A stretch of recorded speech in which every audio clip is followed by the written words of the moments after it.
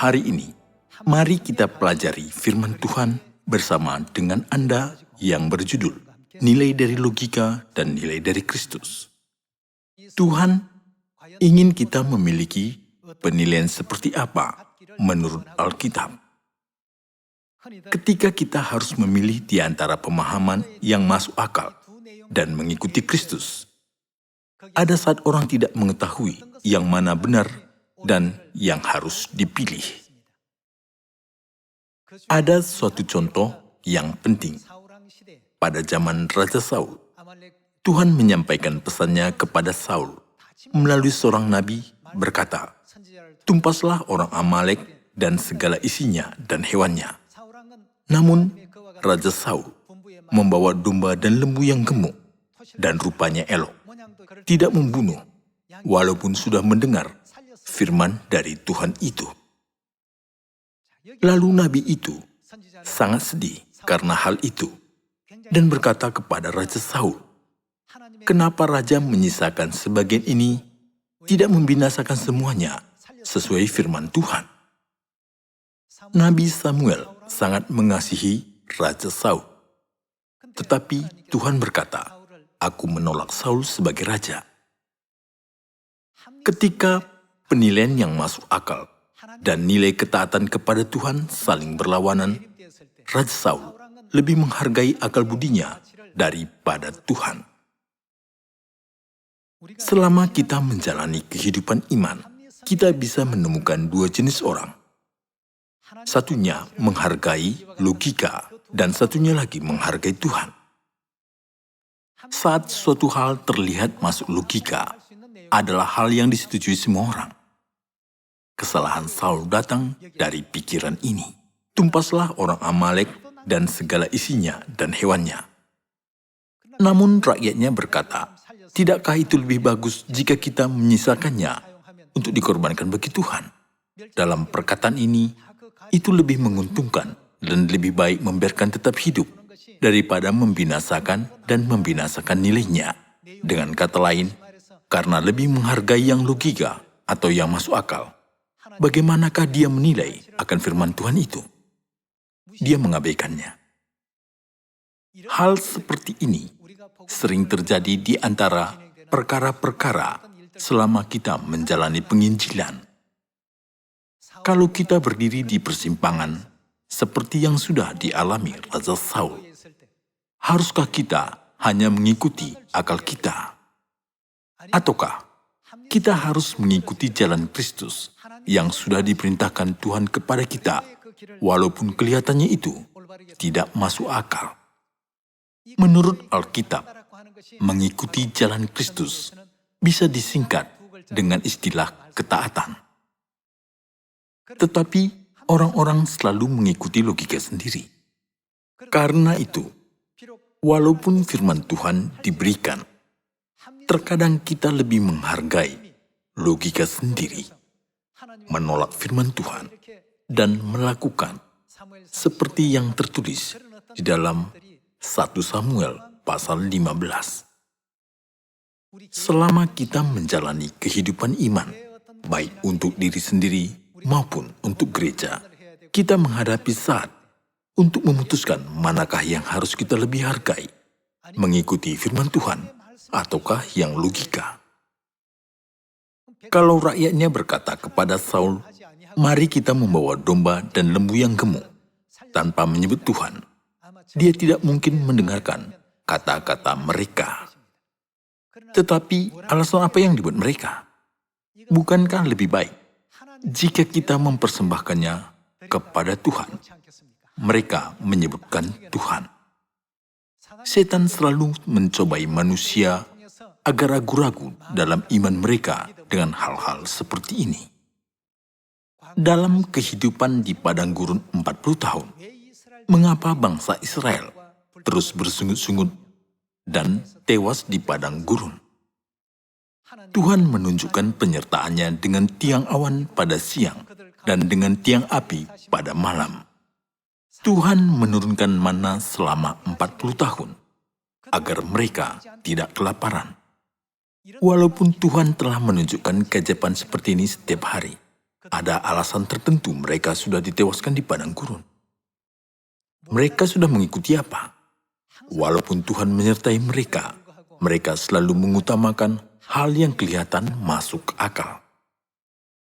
Pada zaman Raja Saul, Tuhan memerintahkan dia untuk membinasakan segalanya.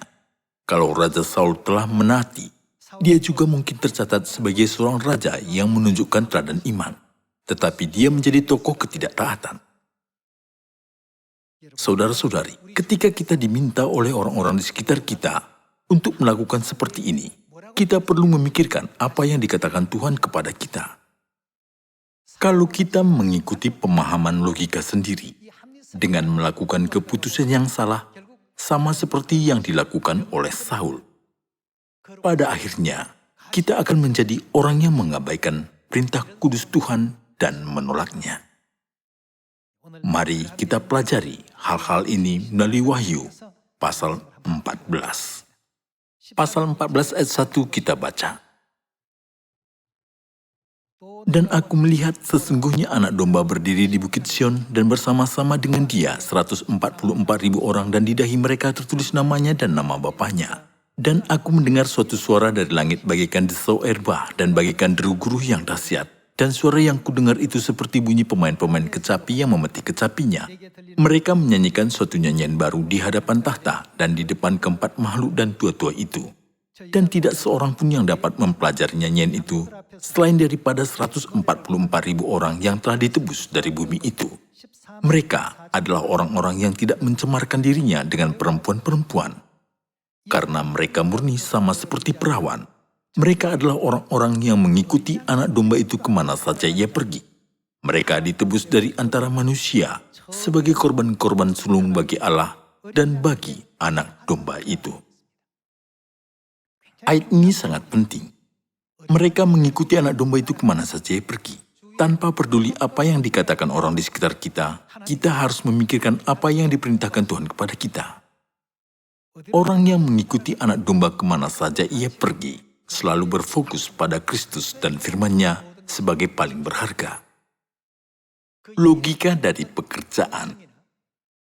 Karena kita menghargai semua firman Tuhan daripada tujuan proses keuntungan secara materi, kita mengikuti kemana saja anak domba itu pergi.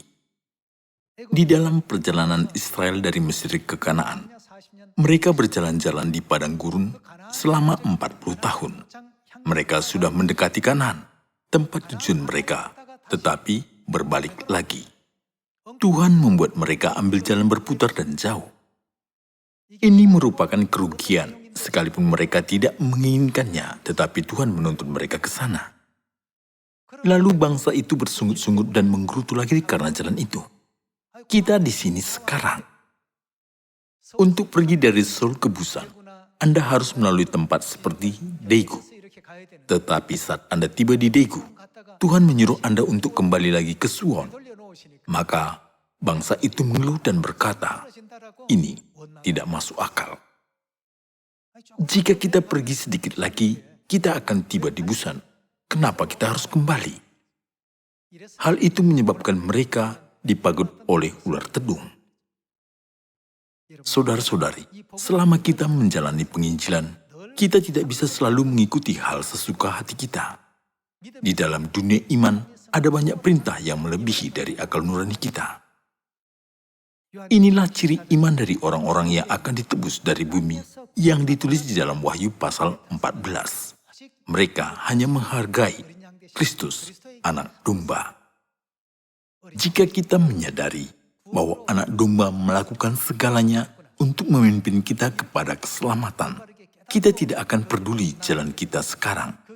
Bahkan sekalipun berjalan di terik matahari, ataupun berbatu, dan yang berduri. Namun, manusia biasa mengutamakan logika yang masuk akal. Mereka bersungut-sungut dan berdebat, mengeluarkan hal yang logika. Tetapi orang-orang di dalam Wahyu pasal 14 tidak berkata apapun tentang pimpinan dari anak domba itu. Karena mereka percaya dan menyadari bahwa segala yang dilakukan anak domba untuk keselamatan kita. Saudara-saudari, untuk kita memasuki kerajaan surga sebagai keturunan perempuan yang tersisa, kita harus memikirkan nilai Tuhan terlebih dahulu dan bertanya diri kita, kenapa Tuhan melakukan seperti ini? Nilai dari logika manusia selalu datang dari keegoisan diri. Orang yang menaruh nilainya pada Kristus selalu berpikir dengan fokus pada Kristus, tidak fokus pada dirinya sendiri. Inilah gaya hidup yang harus kita miliki dalam masa hidup kita. Saudara-saudari, mari kita lihat beberapa contoh di dalam Perjanjian Lama. Mari kita baca Yosua pasal 6 ayat 1. Dalam pada itu Yeriko telah menutup pintu gerbangnya, telah tertutup kota itu karena orang Israel. Tidak ada orang keluar atau masuk.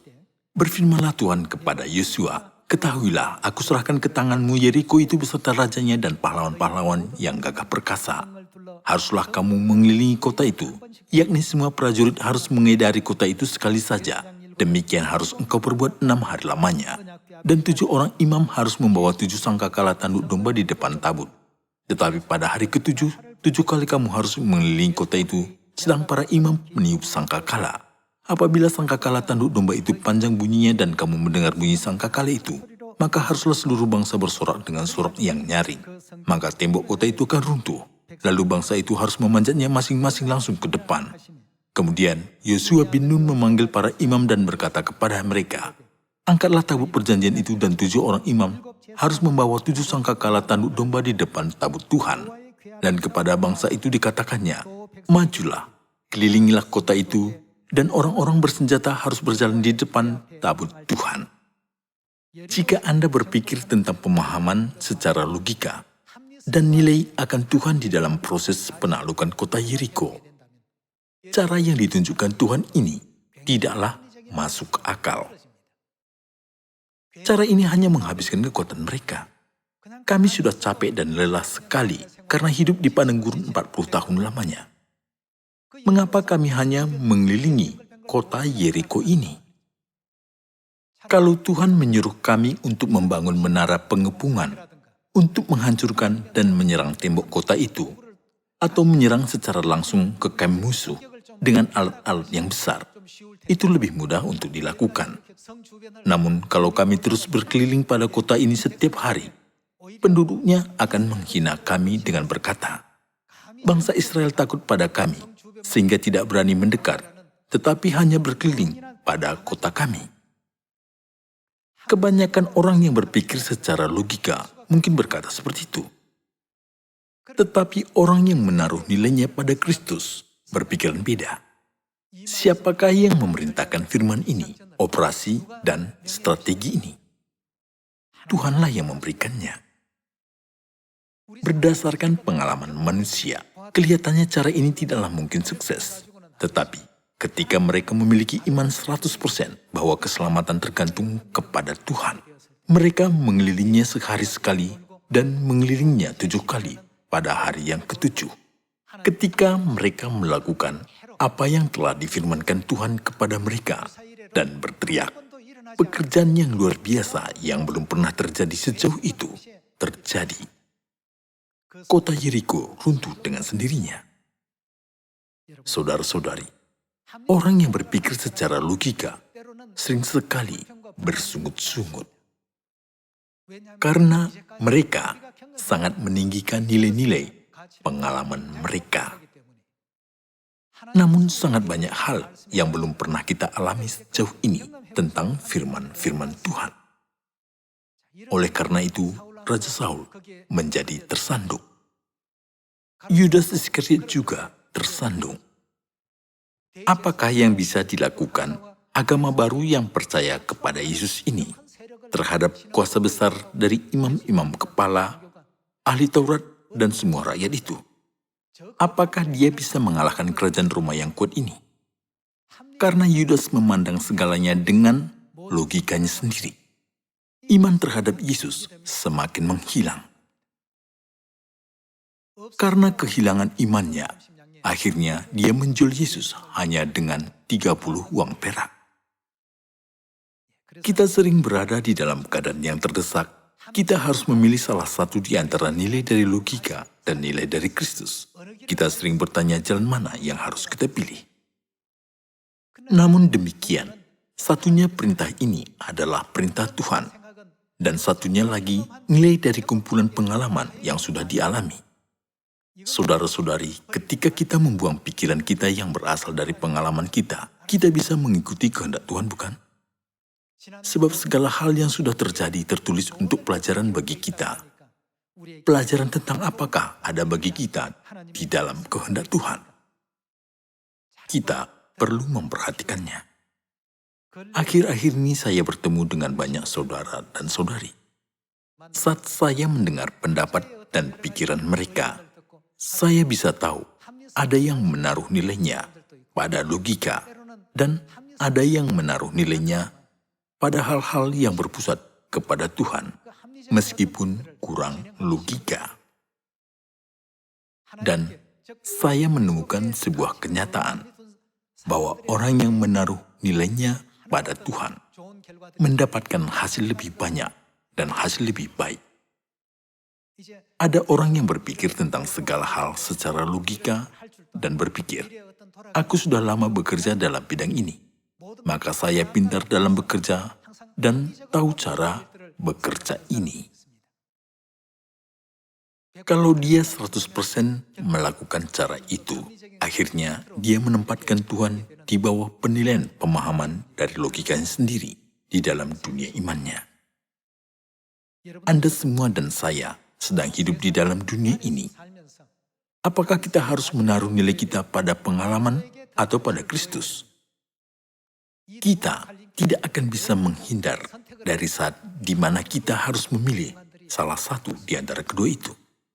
Setiap saat itu, jika kita berdiri di samping Kristus dan menaruh nilai kita pada Kristus, kita pasti akan mendatangkan kemenangan, bukan? Ketika 12 pengintai mengintai Kanaan, 10 orang berkata sesuatu yang masuk akal. Penduduk di sana sangat besar dan raksasa. Mereka kelihatannya manusia, kita seperti belalang. Kata mereka, sangat masuk akal. Namun mereka kehilangan nilai tentang Kristus. Mereka sudah kehilangan itu. Siapakah yang sudah menjanjikan Kanaan kepada mereka? Tuhanlah yang sudah menjanjikannya. Jadi, mereka harus mengesampingkan pikiran mereka yang tampaknya masuk akal dan harus membuat hati mereka penuh dengan nilai akan Kristus. Tetapi, karena tidak, mereka tetap bersungut-sungut dan juga mengeluh. Akhirnya mereka mendatangkan kebinasan atas seluruh bangsa. Saudara-saudari, menjadi berpengalaman itu bagus. Itu bermanfaat untuk manusia bisa memutuskan sesuatu dengan benar. Tetapi kalau kita melakukan segalanya menurut logika, dunia kita dalam iman akan runtuh seluruhnya. Logika berdasarkan pengetahuan dan bijaksana dari pengalaman kita di dalam dunia 3 dimensi. Tetapi Tuhan memberikan firman-Nya kepada kita dengan melihat segalanya dari dunia 4 dimensi dan dunia 5 dimensi. Inilah salah satu alasan mengapa banyak orang tidak percaya kepada Tuhan dan juga tidak mengenalnya sekarang. Yosua dan Kaleb berkata, ya, badan mereka tinggi dan besar, tetapi Allah-Allah mereka sudah meninggalkan mereka. Tuhan kita sudah membelah Laut Merah dan menguburkan tentara Mesir di dalam air. Pikirkan saat Tuhan menyelamatkan kita dari Mesir, mereka akan kita telan habis. Yosua dan Kaleb menaruh nilai mereka pada Tuhan. Malahan 10 orang pengintai hanya berfokus pada yang kelihatan di antara kedua nilai ini. Berjalan di dalam jalan penginjilan, kita harusnya membuang semua cara pikir kita seperti kami kuat ketika kami memiliki lebih banyak dan kami lemah ketika kami memiliki lebih sedikit. Siapakah yang selalu bersama dengan kita? Tuhan selalu bersama. Menurut Matius pasal 28, sampai kapan dia bersama dengan kita? Aku akan menyertai kamu yang dibaptis dalam nama Bapa dan Anak dan Roh Kudus, dan memberitakan Injil sampai kepada akhir zaman. Jadi pergilah, dan jadikanlah semua bangsa muridku. dan ajarlah mereka melakukan segala sesuatu yang telah kuperintahkan kepadamu. Kami tidak bisa berbahasa Inggris, bagaimana kami bisa pergi ke Samaria dan ujung bumi? Tidak bisa berbahasa Arab, bagaimana bisa pergi? Saya tidak bisa berbahasa Spanyol, bagaimana saya bisa menginjil di negara-negara berbahasa Spanyol? Banyak negara berbahasa Prancis di Afrika, tapi saya tidak bisa berbahasa Prancis. Bagaimana saya bisa pergi ke sana? Banyak orang memutuskan secara logika terlebih dahulu. Setiap orang memiliki penilaian seperti itu. Tetapi apa yang harus kita tambahkan pada keputusan kita? Kita harus menambahkan nilai Kristus paling tinggi. Ya, memang keadaannya begitu. Tetapi Tuhan sudah berkata Dia membuka jalan bagi kita, bukan? Satu orang bisa menyadari kebenaran setelah membaca buku kebenaran dalam bahasa Prancis dan merayakan hari Sabat dan Paskah, dan bisa menjadi penginjil yang memberitakan Injil di negara-negara yang berbahasa Prancis, bukan? Kita tidak tahu bagaimana segalanya berkaitan, tetapi Tuhan tahu segalanya dan menjalankannya. Mari kita lihat satu firman lagi. Hakim-Hakim pasal 7 ayat 1 kita baca.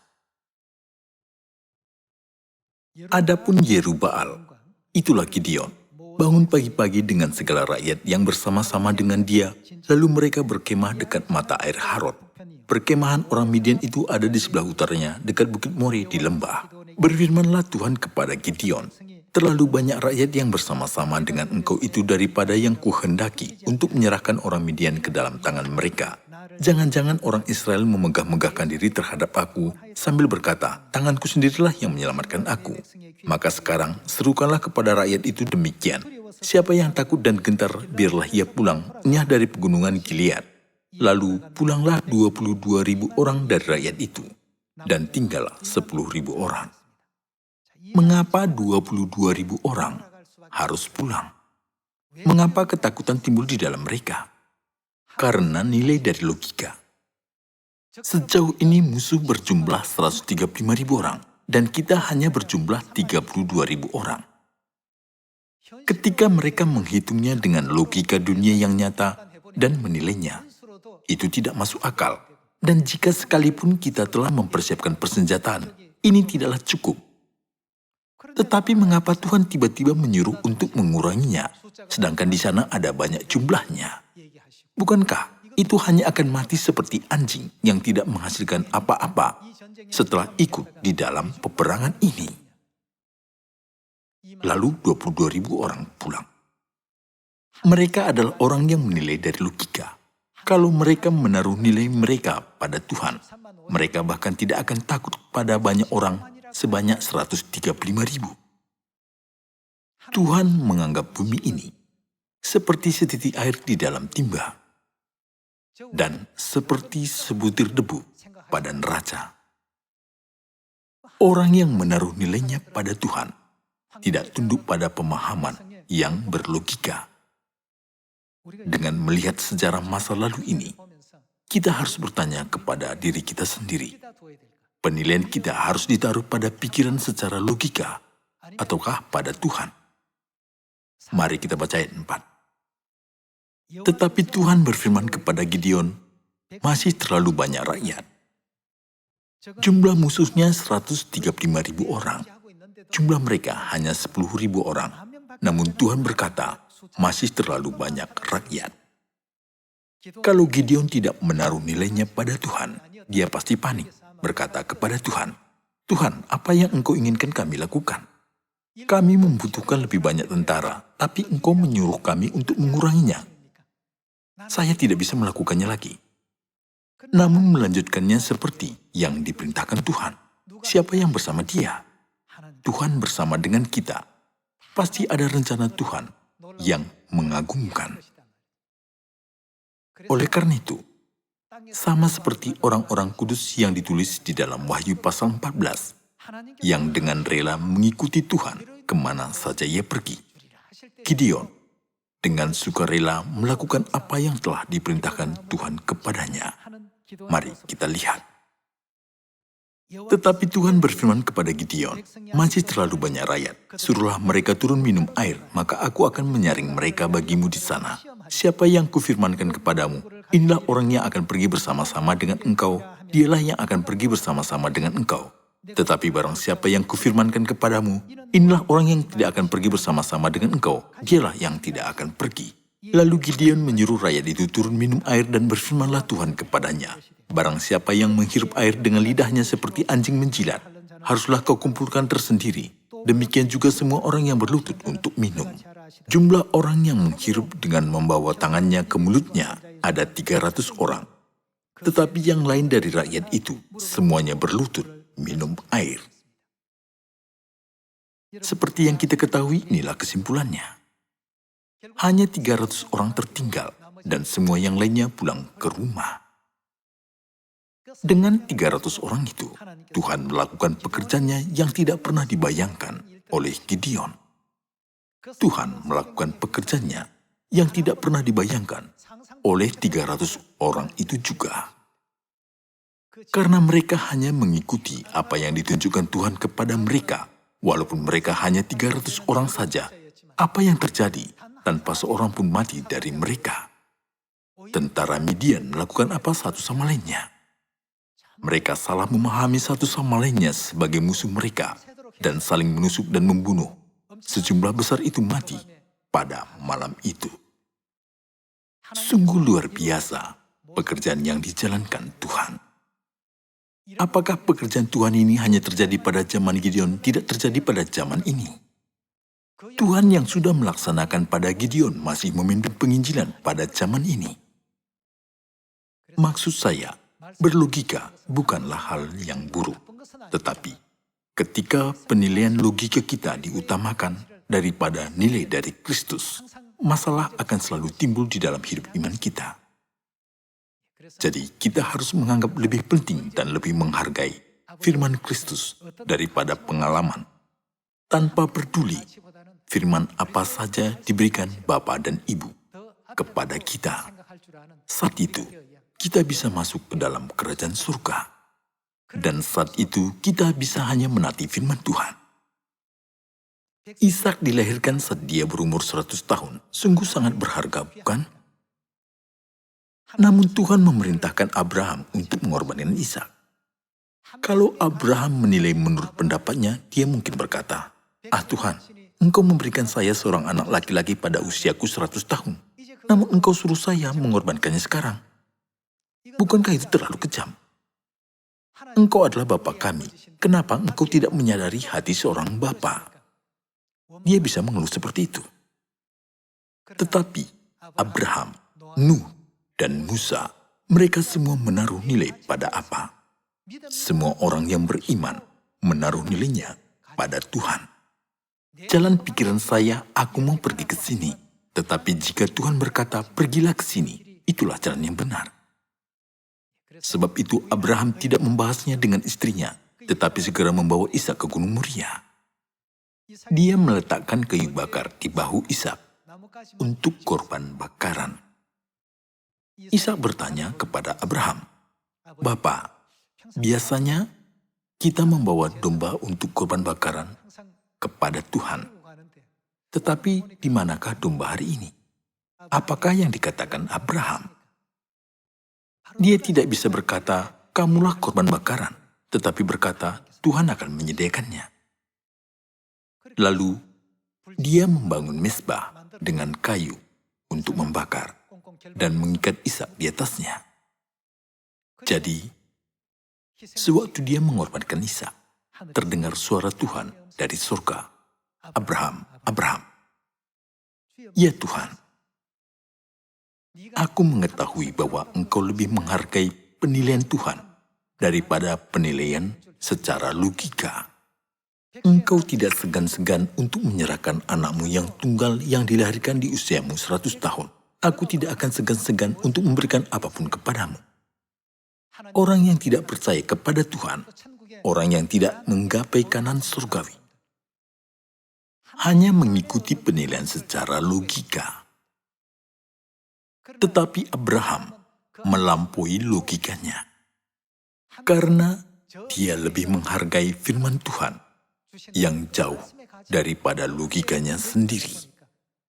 Akhirnya, Ishak bisa hidup dan dia diberkati banyak. Segalanya baik-baik pada akhirnya, bukan? Selama kita menjalani penginjilan terakhir ini, pada apakah kita harus menaruh nilai kita? Kita harus memikirkannya. Karena terus menyebutkan kelogikan, saya mengingat ke-10 firman yang ditulis di dalam halaman 496 dari buku Katekismus Gereja Katolik. Anda bisa mencari ke-10 firman dalam 2 rumus yang berbeda, pernyataan Agustinus dan Philo. Dalam rumusan Philo, 10 perintah tertulis seperti yang tercatat di dalam Alkitab, dan 10 perintah di Katolik yang disebut sebagai rumusan Santo Agustinus. Perintah keempat, ingatlah dan kuduskanlah hari Sabat, diubah menjadi kuduskanlah hari Tuhan, dan menjadi perintah ketiga. Dan apakah penjelasan dari perubahan perintah itu? Dikatakan bahwa rumus Santo Agustinus lebih masuk akal dan mudah daripada rumus Philo yang menyebutkan perintah keempat dari Alkitab, ingatlah dan kuduskanlah hari Sabat. Mereka menerapkan gagasan ini karena itu lebih masuk akal. Kita harus menyembah Tuhan pada hari Minggu, bukan pada hari Sabat, hari Sabtu. Mereka tidak menghargai firman Tuhan sama sekali. Jika Anda semua dan saya menaruh nilai kita pada Kristus, bagaimana? Kita akan masuk ke surga dan dicintai oleh Tuhan. Dan kita akan menjadi imamat rajani di surga dan mewarisi kerajaan surga. Kita harus menaruh penilaian pada apa dalam kehidupan kita sehari-hari. Kita perlu memikirkannya dan menyediakan minyak dari iman berlimpah pada tahun ini. Saya memohon Anda semua dan saya lebih menghargai Kristus daripada hal yang masuk akal atau logika dalam kehidupan kita di bumi ini. Saya menutup khotbah ini. Terima kasih.